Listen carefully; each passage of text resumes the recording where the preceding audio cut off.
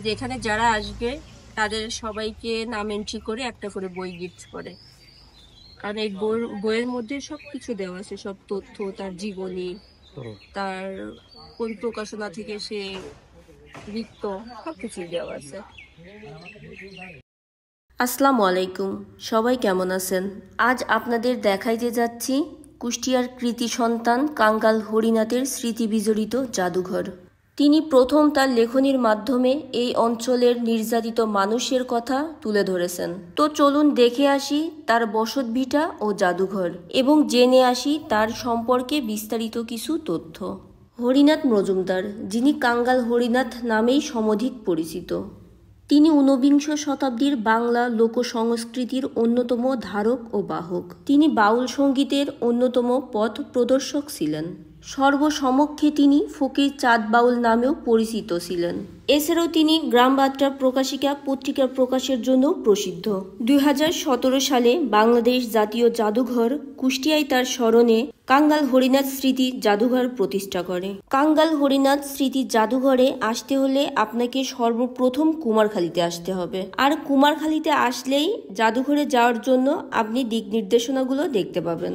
এই যে আমিও চলে আসলাম কাঙ্গাল হরিনাথ স্মৃতি জাদুঘরের মেন গেটে। এখানে সাধারণ দর্শনার্থীদের জন্য প্রবেশ মূল্য 20 টাকা, শিশু পর্যটকের জন্য 10 টাকা, স্বার্থভুক্ত দেশের পর্যটকের জন্য 100 টাকা ও অন্যান্য দেশের পর্যটকদের জন্য 500 টাকা। তো আমরাও 20 টাকা দিয়ে টিকিট কেটে ভেতরে প্রবেশ করলাম, যদিও পূর্বে এই টিকিটের মূল্য ছিল 10 টাকা। কাঙ্গাল হরিনাথ তৎকালীন ব্রিটিশ ভারতের নদিয়া জেলার কুমারখালীতে জন্মগ্রহণ করেন। ছোটবেলায় তার পিতামাতা লোকান্তরিত হন। তার পিতার নাম হরচন্দ্র মজুমদার।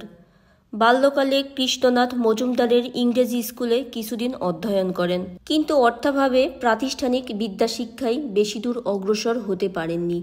তবে সারা জীবন অবহেলিত গ্রাম বাংলায় শিক্ষা বিস্তারের জন্য ও শোষণের বিরুদ্ধে সংবাদপত্রের মাধ্যমে আন্দোলন করেছেন তিনি। গোপাল কুণ্ডু, যাদব কুণ্ডু, গোপাল সেনাল প্রমুখ বন্ধুদের সাহায্যে 13 জানুয়ারি 1855 সালে নিজ গ্রামে একটি ভার্নাকুলার বিদ্যালয় প্রতিষ্ঠা করেন হরিনাথ মজুমদার। এরপর বেশ কিছুদিন ওই বিদ্যালয়ের বিনা বেতনের শিক্ষকতা করেন। পরবর্তীকালে তারই সহায়তায় 23 ডিসেম্বর 1856 সালে কৃষ্ণনাথ মজুমদার কুমারখালীতে সরকারি পাইলট বালিকা মাধ্যমিক বিদ্যালয় স্থাপন করেছিলেন। অত্যাচারিত, অসহায়, নিষ্পেষিত কৃষক সম্প্রদায়কে রক্ষার হাতিয়ার স্বরূপ সাংবাদিকতাকেই পেশা হিসেবে গ্রহণ করেছিলেন হরিনাথ মজুমদার। অল্প শিক্ষা নিয়েই তিনি দারিদ্র্য ও সচেতনতা বিষয়ক লেখনী সংবাদপত্রে প্রকাশ করতেন। প্রথমে সংবাদ প্রভাকর পত্রিকায় লিখতেন।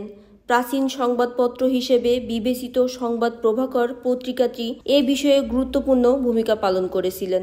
পরবর্তীকালে 1863 সালের এপ্রিল মাসে কুমারখালী এলাকা থেকে গ্রাম বার্তা প্রকাশিকা নামে একটি মাসিক পত্রিকা প্রকাশ করেন তিনি। এতে সাহিত্য, দর্শন, বিজ্ঞান ইত্যাদি বিষয়ক প্রবন্ধ নিয়মিত মুদ্রিত হতো। নিজ গ্রামের লোকের উপর জোর জুলুম, দুঃখ, অভাবের ঘটনা জনসাধারণের সামনে আনার জন্য তিনি প্রবন্ধ লেখা শুরু করেন। নিঃস্ব কাঙ্গাল হরিনাথ সারা জীবনে সচ্ছলতার মুখ দেখতে না পেলেও 1873 সালে কুমারখালীর নিজ গ্রামে গ্রাম বার্তা প্রকাশিকা পত্রিকার নিজস্ব ছাপাখানা প্রতিষ্ঠা করেন। দীর্ঘ 18 বছর গ্রাম বার্তা প্রকাশিকা সম্পাদনা করার পর সাংবাদিকতা পেশা পরিত্যাগপূর্বক ধর্ম সাধনায় মনোনিবেশ করেন তিনি। হরিনাথ মজুমদার আধ্যাত্মিক গুরু ও মহান সাধক ফকির লালনের গানের একান্ত অনুরাগী ছিলেন। ধর্মভাব প্রচারের জন্য 1880 সালে তিনি নিজস্ব একটি বাউল সঙ্গীতের দল প্রতিষ্ঠা করেন। দলটি কাঙ্গাল ফকির চাঁদের দল নামে পরিচিত ছিল।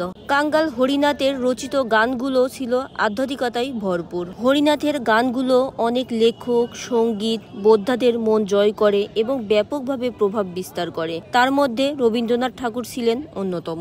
সাহিত্যকর্মে তার সুযোগ্য শিষ্যগণের মধ্যে অক্ষয় কুমার মৈত্র, দীনেন্দ্রনাথ রায়, জলধর সেন প্রমুখ ব্যক্তিবর্গ পরবর্তী জীবনে যথেষ্ট খ্যাতি ও সুনাম অর্জন করেছিলেন। তার জন্ম 1833 সালের 20 জুলাই। 16 এপ্রিল 1896 সালে এই মহান ব্যক্তি পরলোক গমন করেন। তার মৃত্যুতে ইন্ডিয়ান মিরর পত্রিকা মন্তব্য করেছিল যে নদিয়া জেলাবাসী একজন মহান ব্যক্তিত্বকে হারালো। এই ছিল কাঙ্গাল হরিনাথের সংক্ষিপ্ত কিছু তথ্য। কাঙ্গাল হরিনাথের স্মৃতি জাদুঘরের কিছু ফুটেজ আপনাদের সঙ্গে শেয়ার করলাম। এর বেশি কিছু আমাদের আর ক্যামেরা বন্দি করতে দিচ্ছিল না। সবাই ভালো থাকবেন, সুস্থ থাকবেন। দেখা হবে আমার আরেকটি পরবর্তী ভিডিওতে। সবার প্রতি আমার অনুরোধ থাকলো আমার পেজটিকে ফলো দেওয়ার আর ইউটিউব থেকে ভিডিওটি দেখে থাকলে চ্যানেলটি সাবস্ক্রাইব করার। আল্লাহ হাফেজ।